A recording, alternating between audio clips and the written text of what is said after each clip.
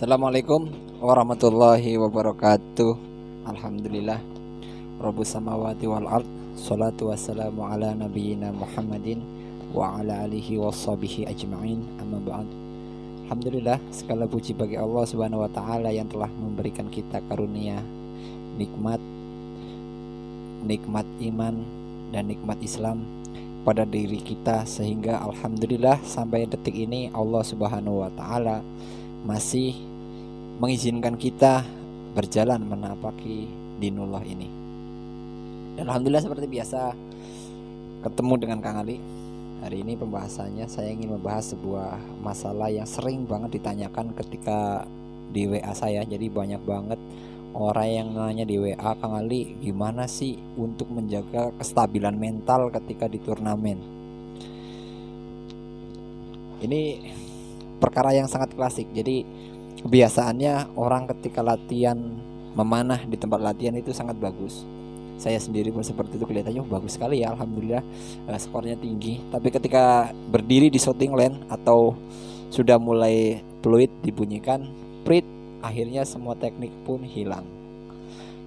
Bahkan kita menjadi diburu-buru, sangat diburu-buru. Bahkan ketika panitia memberikan kesempatan misalkan 70 detik untuk 7 arrow, maka kita akan habiskan semua arrow-nya dalam waktu 30 detik. Dan 40 detik itu baru nanti kita akan mikir, duh, kenapa tadi saya cepet-cepet ya, gitu kan. Kenapa tadi saya cepet-cepet, kenapa tidak nggak pelan-pelan, kemudian kita bidik dulu. Nah, di sini banyak sekali teman-teman archer yang menanyakan bagaimana sih mengelola manajemen waktu ketika di turnamen agar kita tetap stabil di turnamen.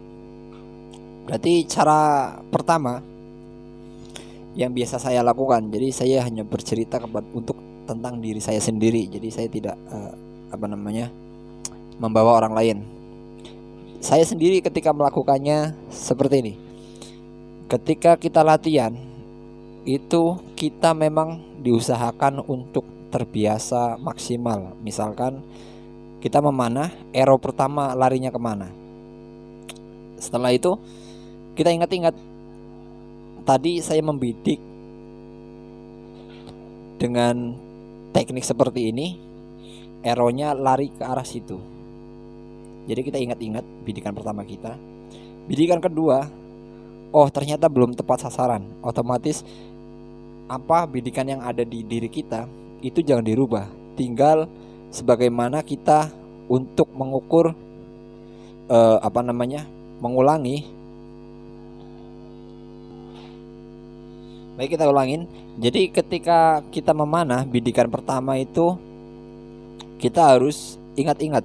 Ketika bidikan pertama kita meleset, maka posisi aiming yang ada di tubuh kita jangan dirubah. Jangan dirubah sama sekali, tapi kita bidikannya dirubah. Misalkan kita nembak angka 10, ternyata larinya ke atas, berarti kita nembak coba di bawahnya angka 10. Seperti itu. Intinya setiap anak panah kita itu harus ada evaluasinya. Jadi setiap anak panah ketika latihan itu harus ada evaluasi untuk diperbaiki. Jangan sudah tahu kita nembak angka 10, larinya ke kanan, ditembak lagi angka 10 ya ke kanan lagi gitu. Seperti itu. Jadi pertama, kita harus punya konsistensi ketika di aiming bidikan kita, di tangan kanan kita itu kita harus ada konsistensi. Jadi ketika taruh di sini, ya udah di sini terus. Kemudian posisi tubuh pun sama. Bahkan sebagian teman-teman itu ketika latihan, ketika anak panah udah selesai dan hasilnya bagus, itu sendalnya ditinggal. Maksudnya biar apa? Biar dia tidak berubah. Jadi nanti diulangi terus biar latihan konsistensi dari tubuh kita, gerak tubuh kita, dari tangan kita, dari mata kita, dari bidikan kita, itu ada konsistensi di situ. Dan ini membutuhkan evaluasi terus-terusan. Jangan sekali-kali kita latihan memanah tanpa ada berusaha untuk memperbaiki hasil tembakan kita. Iya betul, memang ketika kita latihan memanah tanpa memperbaiki hasil tembakan, itu pun insya Allah sudah berpahala. Itu pun insya Allah sudah berpahala. Tapi yang Nabi inginkan adalah agar bagaimana kita menjadi pemanah yang mahir. Makanya Nabi mengatakan al-quwatu ar-ramyu. kekuatan itu ada di memanah. Maksudnya adalah kekuatan pasukan kaum muslimin yang memiliki pemanah-pemanah yang mahir, itu bisa dikatakan kekuatan yang sangat besar. Makanya pemanah di zaman dahulu itu sangat diandalkan oleh Nabi. Termasuk kekalahan kita atau keteledoran kita di perang Uhud pun gara-gara pasukan pemanahnya yang tidak mengikuti instruksi dari Nabi Muhammad SAW. Jadi ini penting sekali. Jadi bukan hanya rutinitas kita memanah, tapi memang harus ada evaluasi setiap tembakan anak panah kita. Ini poin yang pertama. Poin yang kedua, ketika kita mau turnamen di latihan, biasanya kita akan melihat THB. THB itu apa ya? Pokoknya buku petunjuk yang nanti akan dipakai ketika di turnamen. THB, handbook. Ya seperti itulah. Misalkan panitia memberi waktu kepada kita dalam babak pertama 70 detik untuk 6 arrow. Oke. 70 detik untuk 6 arrow. Maka bagaimana sih kita untuk melatihnya? Kalau saya pribadi biasanya menggunakan jam tangan yang digital itu. Kemudian nanti saya akan mengambil jarak yang sama seperti di turnamen. Misalkan di turnamen itu 20 meter. Ya sudah, saya akan latihan 20 meter dulu. Kemudian saya akan nyalakan stopwatch atau pengaturan. Dikasih waktu 70 detik, harus menghabiskan 7 atau 6 anak panah. Jadi saya harus menghabiskan 6 anak panah itu dalam waktu 70 detik. Tidak, kalau bisa 68 detik itu 6 arrow. Jadi kita punya 2 detik untuk kesalahan yang di luar dugaan. Jadi jangan kita dikasih waktu 70 detik, kemudian kita habiskan arrow kita, nanti 30 detik arrownya sudah habis, waktunya masih panjang. Itu sangat sayang sekali.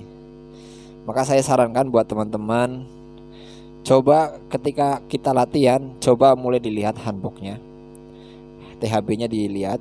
Kemudian nanti misalkan 70 detik 6 arrow, berarti saya harus membaginya 70 detik 6 arrow. Berarti satu arrow itu menghabiskan berapa detik. Dan kita harus habiskan segitu. Misalkan satu arrow itu 10 detik, ya kan, 10 detik satu arrow. Misalkan diberi kesempatan oleh panitia seperti itu, maka kita biasanya diwajibkan 8 detik per arrow. Itu kita harus mampu mengembalikan psikologis, konsentrasi, dan bidikan kita. Jadi biasanya tuh begitu anak panah dilempar pertama, seret gitu kan, kita biasanya kena nggak kena, udah itu urusan Allah aja lah. Itu yang penting kita udah usaha maksimal, jepret. Habis itu kita berhenti untuk menghabiskan 8 detik. Ya, 8 detik itu kita habiskan dengan cara untuk mengatur nafas kita, untuk mengatur konsentrasi kita atau mental kita, baru kita ambil arrow, kemudian kita memanah lagi. Jadi jangan diburu-buru. Ketika diberi waktu oleh panitia 1 detik itu 10 detik, kita harus menggunakannya 8 atau 9 detik. Jangan dikasih 10 detik, 2 detik kita selesaikan. Wah, itu nanti selesainya makin kacau itu. Tekanan mental itu. Jadi seperti itu. Ketika panitia memberi waktu 1 arrow itu 10 detik misalkan, kita harus habiskan 8 detik aja.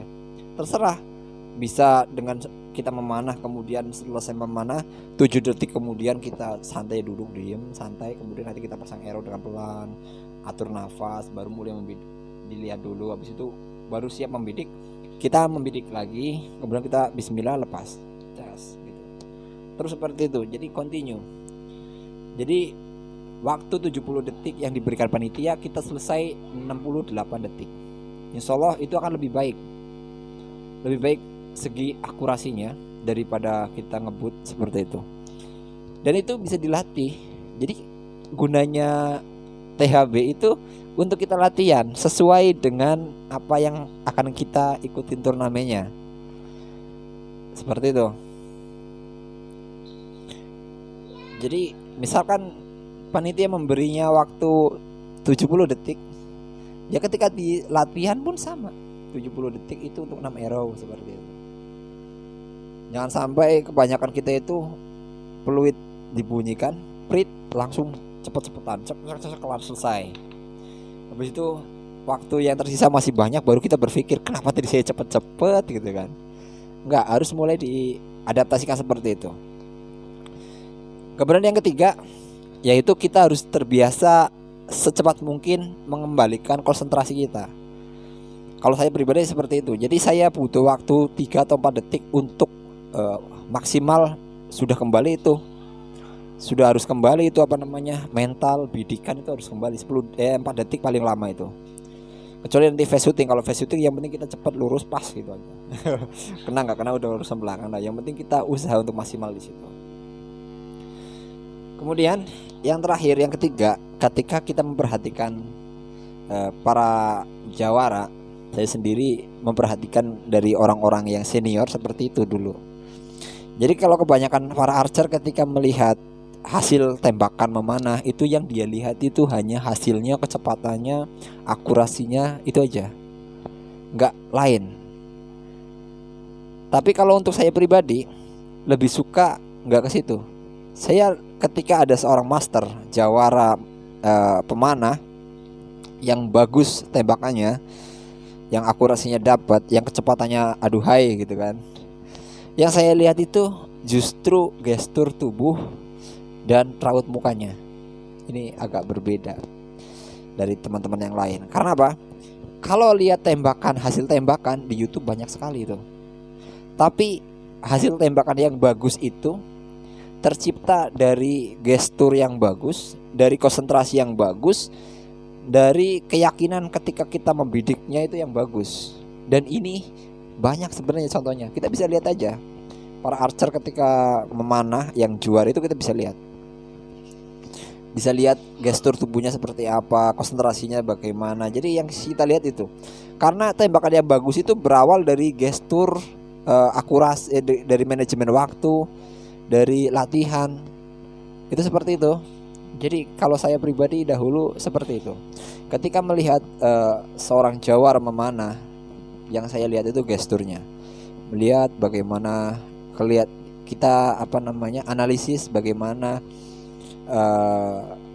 psikologisnya dia ketika di turnamen, di shooting line. Dan ini yang gak bisa kita dapatkan di tempat lain selain di turnamen.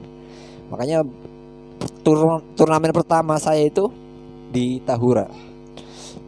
Saya di situ nggak tertarik dengan hasil tembakannya orang. Ya udah biarin aja itu tembakan itu bagus nggak bagus itu urusan belakang. Yang penting saya lihat, oh ini tembakan bagus, yang saya lihat langsung untuk mendapatkan tembakan yang bagus seperti itu pasti dihasilkan dari sesuatu pemikiran yang sangat matang. Kita lihat orangnya. Kalau kita tanya bagaimana sih tekniknya, kemungkinan kita akan memberatkan para jawara itu. Yang penting kita analisis aja, oh seperti itu. Ternyata gestur tubuhnya seperti itu, ternyata raut mukanya seriusannya seperti itu, mengolah nafasnya. Ini sangat penting karena di turnamen itu tekanan mental itu benar-benar luar biasa. Mungkin teman-teman sudah pernah ngalamin sendiri. Kenapa ketika di latihan itu tembakan bagus-bagus gitu kan, tapi ketika di turnamen kok tiba-tiba aimingnya hilang semua gitu. Saya sendiri seperti itu dulu mengalaminya. Insyaallah. Jadi itu saja buat teman-teman. Jadi mengelola waktu. Jadi kunci ketika turnamen, menang kalah itu urusan belakang lah ya. Menang kalah, yang namanya adu ketangkasan pasti ada yang menang, pasti ada yang kalah. Bukan berarti kita ingin mengalahkan teman-teman kita, tapi namanya adu ketangkasan dari dahulu, dari zaman Nabi pun yang namanya adu ketangkasan harus ada yang menang, harus ada yang kalah. Itu seperti itu di zaman Nabi sekalipun seperti itu. Jadi kita ketika latihan maksimal untuk turnamen itu ya kita gimana biar ketika di turnamen hasilnya bagus. Meskipun nanti menang kalah itu urusan belakang. Yang penting kita udah berusaha maksimal.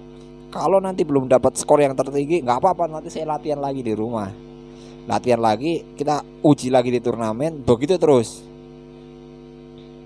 Kalau memang kita dalam memanah belum pernah mendapatkan sebuah prestasi di podium, semoga Allah Subhanahu wa taala memberikan kita semua prestasi di akhirat. Mudah-mudahan ketika penduduk dunia tidak mengenal kita, mudah-mudahan penduduk langit mengenal kita karena dari olahraga memanah ini. Jadi itu aja kesimpulannya, bahwa latihan memanah itu bukan hanya urusan kita latihan rutin atau tidak, tapi urusan memanah itu urusan strategi, manajemen waktu, dan istiqomah kita dalam latihan. Dan semoga teman-teman semua yang sudah Allah berikan hidayah untuk aktif bermain panahan, semoga menjadi sabiquna awalun, menjadi generasi awal yang mengenalkan panahan kepada seluruh masyarakat Indonesia. Dan ini adalah sebuah olahraga yang disunahkan oleh Nabi, kemudian memang sangat menyehatkan dan menyenangkan, bisa menjadi ajang silaturahmi, bisa yang tidak kenal menjadi saling kenal, bisa di turnamen ini kita bisa menggunakan pakaian tradisional seperti ini ya.